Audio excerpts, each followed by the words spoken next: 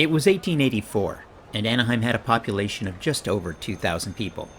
It was an agricultural community with vineyards and citrus orchards.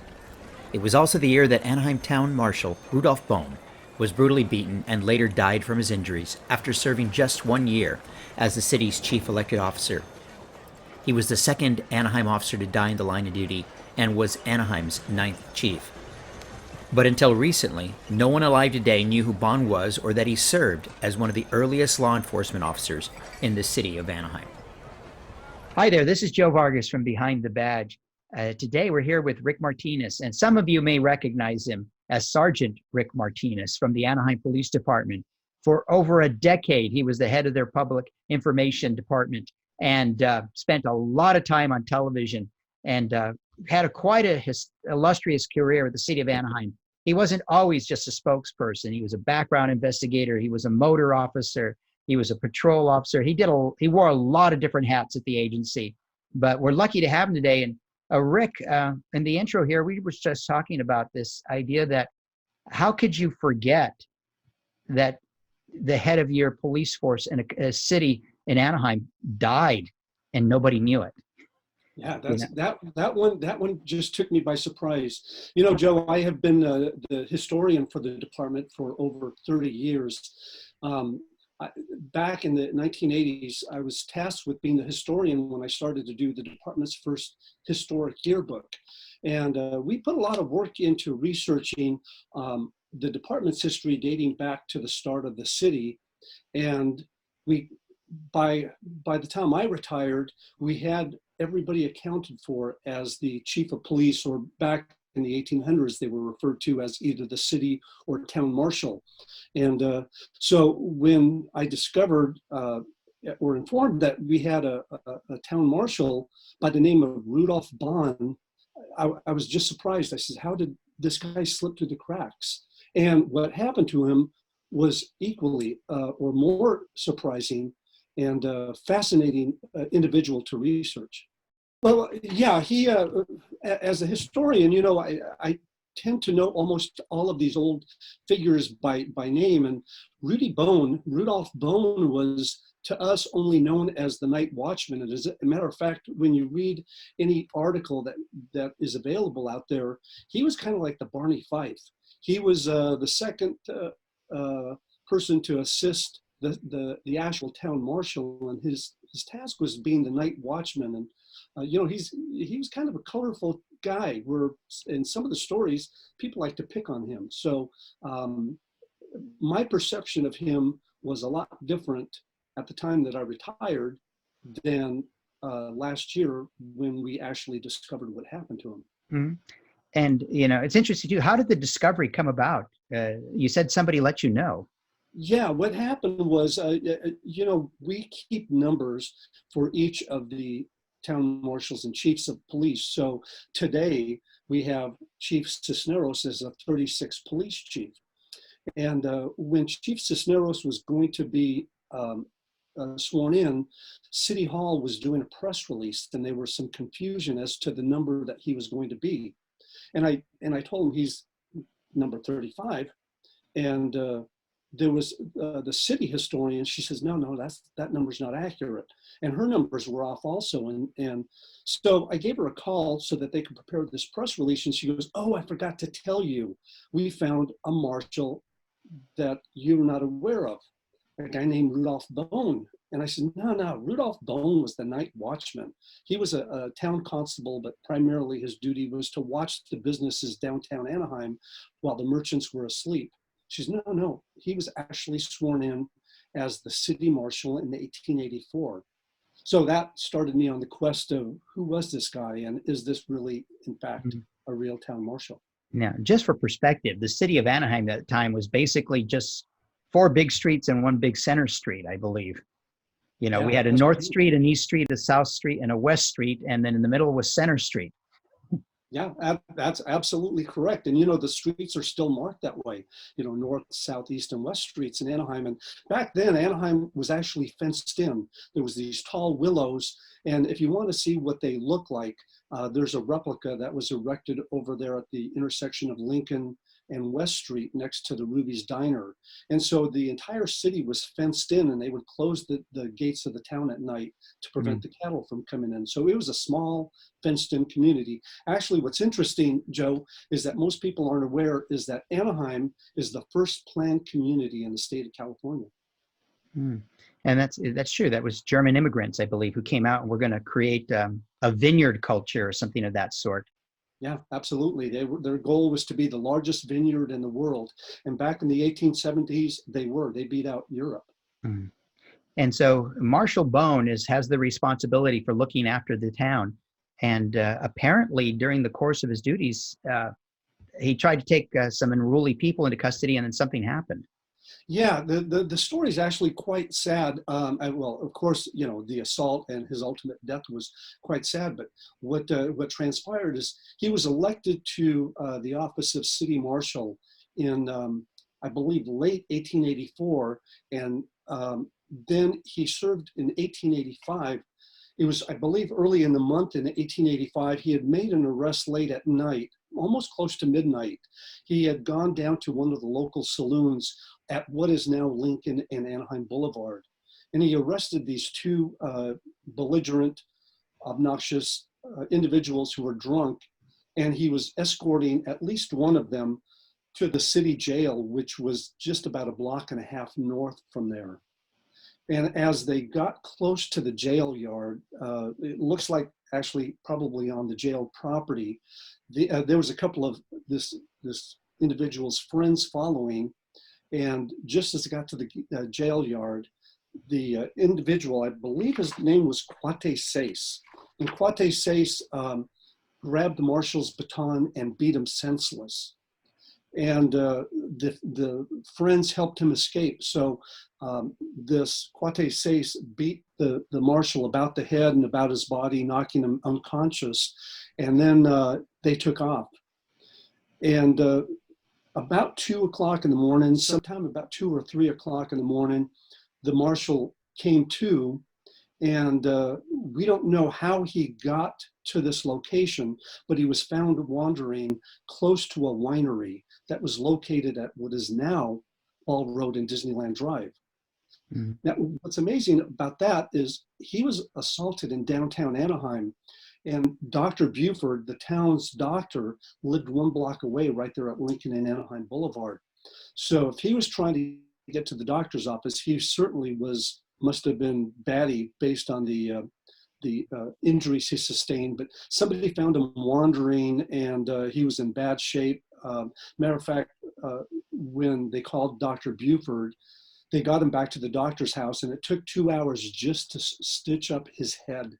So he received some really serious injuries then. Now, after he gets his injuries, he ends up, I think I want to say, I heard someplace that he begins his term or wins the election and starts serving just a few days later. Well, actually, yeah, that's a good point, Joe. What happened was the election, back then, the mayor, the city council, the town treasurer, and the city marshal, they got elected annually. So while the marshal was being assaulted, the city's election for his re-election was going to transpire the next day, the following day. So he had been campaigning throughout the year to get reelected. And I understand based on the articles that he was quite good at politics and being elected to different positions. So he had been working to get reelected.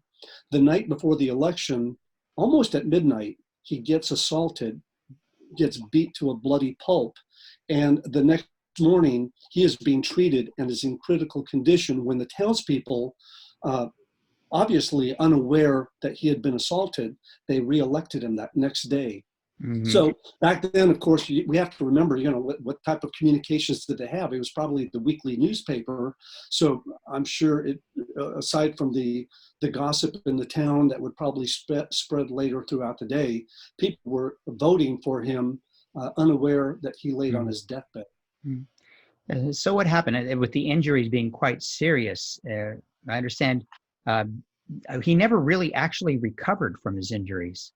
No, he didn't. You know, that having researched, I've searched countless newspapers, not only locally but also nationwide, to see what type of information we could discover. And it was probably about a week later, in the next publication of the news, that they said, "Oh, he's and you have to interpret the language that they used back then. He's in bad shape, but the there is some hope for him." So it looked like they thought he was going to recover. And it took a few more weeks, again, weekly publications, a few more weeks go by, there's nothing written about it. And then it says, oh, he now has, I forgot the term for some sort of a blood disease that he got. And now there's complications with that. So he's taken a turn for the worse. And then a month later, oh, he's been moved here, he's back home recovering. And so trying to piece everything together, it was months and months that he was in critical condition. And then finally, towards the end of the year of 1885, it says, oh, you know what? He's been replaced by Marshal Smythe, his deputy, and he's running the town now. And Marshal Bohn returned back to his home in Mississippi. That's where he was raised.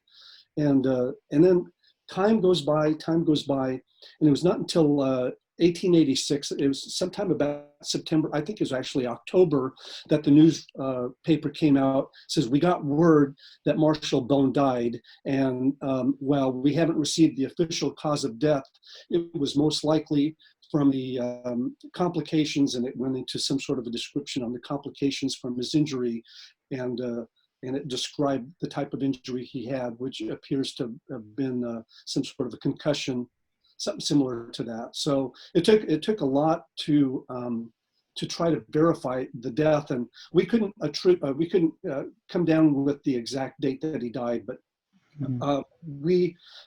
I prepared this report, sent it up to Washington, D.C., and also Sacramento, to the organizations that do research for the officers killed in the line of duty, and they all came to the same conclusion that, yeah, he did die from the injury sustained from that attack that he never recovered from, and never returned to serve Anaheim after that fateful night right before his election.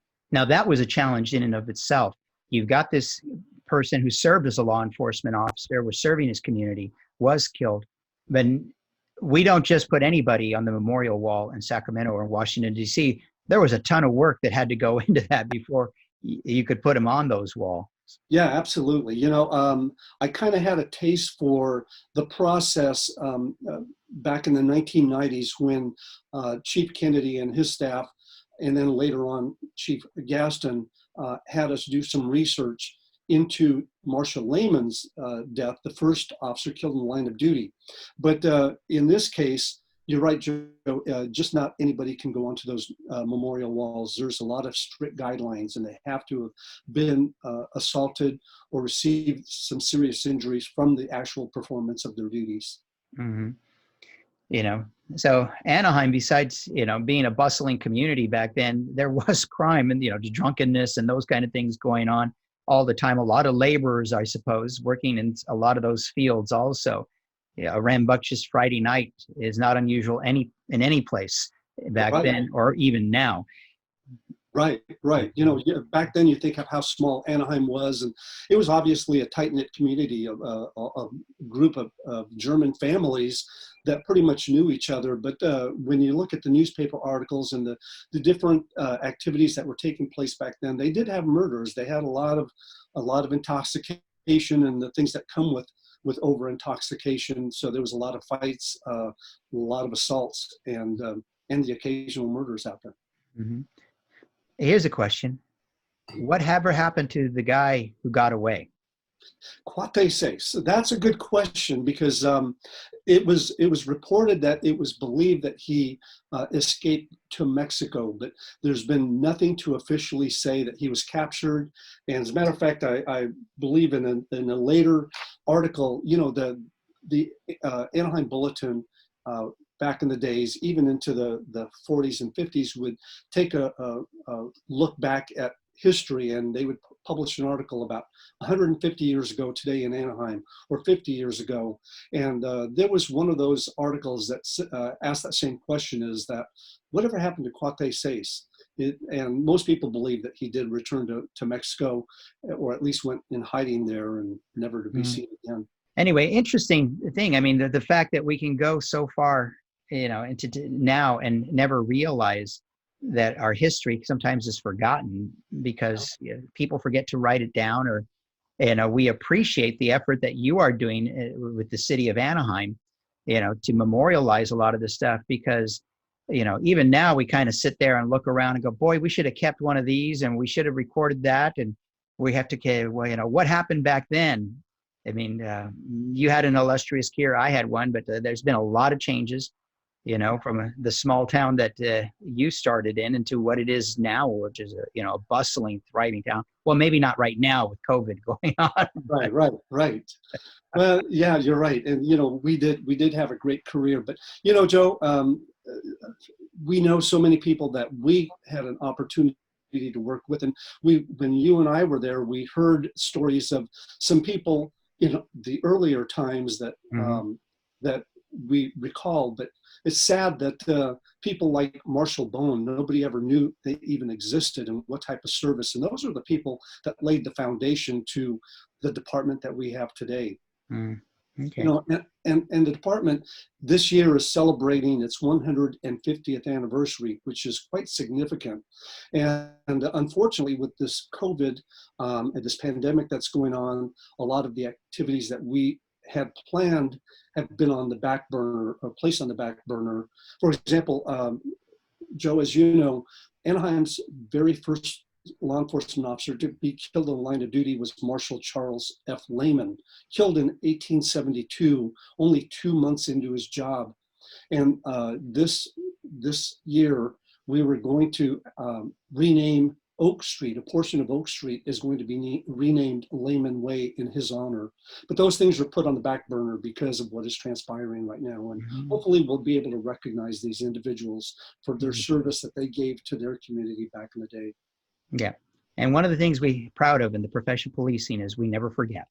That's right. We never forget. Yeah. Rick, thank you for your time. Enjoy your retirement and keep up the good work. Thanks, Joe. Appreciate it very much. Thanks. Thank you.